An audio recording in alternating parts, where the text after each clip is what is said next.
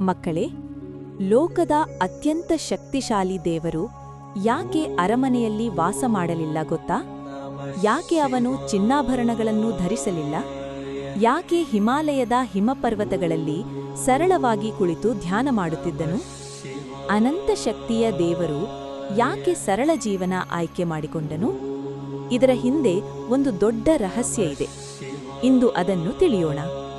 ಶಿವನು ಅನಂತ ಶಕ್ತಿಯ ಸ್ವರೂಪ. ಅವನಿಗೆ ಆರಂಭವೂ ಇಲ್ಲ, ಅಂತ್ಯವೂ ಇಲ್ಲ. ಅವನೇ ಶಾಶ್ವತ ಸತ್ಯ. ಆದರೆ ಇಷ್ಟು ಮಹಾನ್ ಶಕ್ತಿ ಇದ್ದು ಶಿವನು ಹೇಗೆ ಬದುಕುತ್ತಿದ್ದನು ಗೊತ್ತಾ? ಅವನು ಅರಮನೆಗಳಲ್ಲಿ ವಾಸ ಮಾಡಲಿಲ್ಲ, ಸುವರ್ಣ ಸಿಂಹಾಸನಗಳಲ್ಲಿ ಕುಳಿತಿರಲಿಲ್ಲ, ವಜ್ರಾಭರಣಗಳನ್ನು ಧರಿಸಲಿಲ್ಲ. ಶಿವನು ಹಿಮಾಲಯದ ಪರ್ವತಗಳಲ್ಲಿ ವಾಸಿಸುತ್ತಿದ್ದನು. ಕೈಲಾಸ ಪರ್ವತವೇ ಅವನ ಮನೆ.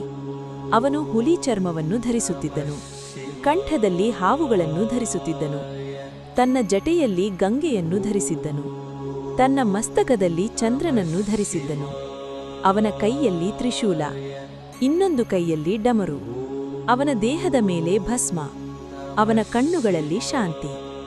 ಇಷ್ಟು ಮಹಾನ್ ದೇವರು ಯಾಕೆ ಇಷ್ಟು ಸರಳವಾಗಿ ಬದುಕುತ್ತಿದ್ದನು? ಶಿವನು ಲೋಕಕ್ಕೆ ಒಂದು ಮಹಾಪಾಠವನ್ನು ಕಲಿಸುತ್ತಿದ್ದನು. ಸಂಪತ್ತು ಮುಖ್ಯವಲ್ಲ, ಅಹಂಕಾರ ಮುಖ್ಯವಲ್ಲ, ಬಾಹ್ಯ ಅಲಂಕಾರ ಮುಖ್ಯವಲ್ಲ. ಮನದ ಶುದ್ಧತೆ ಮುಖ್ಯ, ಸತ್ಯ ಮುಖ್ಯ, ಧ್ಯಾನ ಮುಖ್ಯ. ಶಿವನು ಸದಾ ಧ್ಯಾನದಲ್ಲಿರುತ್ತಿದ್ದನು. ಅವನ ಮನಸ್ಸು ಶಾಂತವಾಗಿತ್ತು. ಅವನು ಎಲ್ಲಾ ಜೀವಿಗಳನ್ನು ಸಮವಾಗಿ ನೋಡುತ್ತಿದ್ದನು. ದೇವತೆಗಳು ಅವನನ್ನು ಪೂಜಿಸುತ್ತಿದ್ದರು, ಋಷಿಗಳು ಅವನನ್ನು ಆರಾಧಿಸುತ್ತಿದ್ದರು. ಆದರೆ ಶಿವನು ಎಂದಿಗೂ ಗರ್ವಪಡಲಿಲ್ಲ. ಅವನು ಭೋಲೆನಾಥ, ಸರಳ ಹೃದಯದ ದೇವರು. ಯಾರು ಭಕ್ತಿಯಿಂದ ಕರೆದರೂ ಅವನು ತಕ್ಷಣ ಕರುಣೆ ತೋರುತ್ತಾನೆ. ಶಿವನ ಕುಟುಂಬವು ವಿಶೇಷ. ಪಾರ್ವತೀದೇವಿ ಅವನ ಸಂಗಾತಿ, ಗಣೇಶ ಮತ್ತು ಕಾರ್ತಿಕೇಯ ಅವನ ಮಕ್ಕಳು. ಕೈಲಾಸದಲ್ಲಿ ಅವರು ಸರಳವಾಗಿ ಬದುಕುತ್ತಿದ್ದರು. ಅಲ್ಲಿ ವೈಭವವಿಲ್ಲ, ಆಡಂಬರವಿಲ್ಲ, ಆದರೆ ಪ್ರೀತಿ ಇತ್ತು, ಶಾಂತಿ ಇತ್ತು, ಭಕ್ತಿ ಇತ್ತು.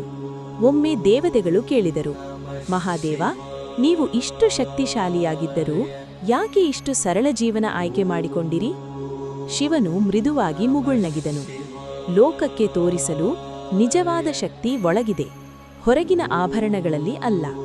ಶಿವನ ಸರಳ ಜೀವನ ನಮಗೆ ಏನು ಕಲಿಸುತ್ತದೆ? ಅಹಂಕಾರವಿಲ್ಲದ ಜೀವನ, ಸ್ವಾರ್ಥವಿಲ್ಲದ ಹೃದಯ, ಧ್ಯಾನ ಮತ್ತು ಶಾಂತಿಯ ಮಹತ್ವ. ಅದೇ ಶಿವನ ಮಾರ್ಗ.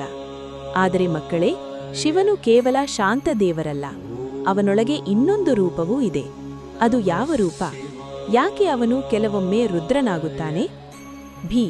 ಅದನ್ನು ಮುಂದಿನ ಎಪಿಸೋಡ್ನಲ್ಲಿ ತಿಳಿಯೋಣ. ಓಂ ನಮಃ ಶಿವಾಯ. ಆದರೆ ಮಕ್ಕಳೇ, ಶಿವನು ಸದಾ ಶಾಂತನಾಗಿರಲಿಲ್ಲ. ಅವನು ರುದ್ರನಾದಾಗ ಏನಾಗುತ್ತದೆ? ಅದನ್ನು ಮುಂದಿನ ಎಪಿಸೋಡ್ನಲ್ಲಿ ತಿಳಿಯೋಣ.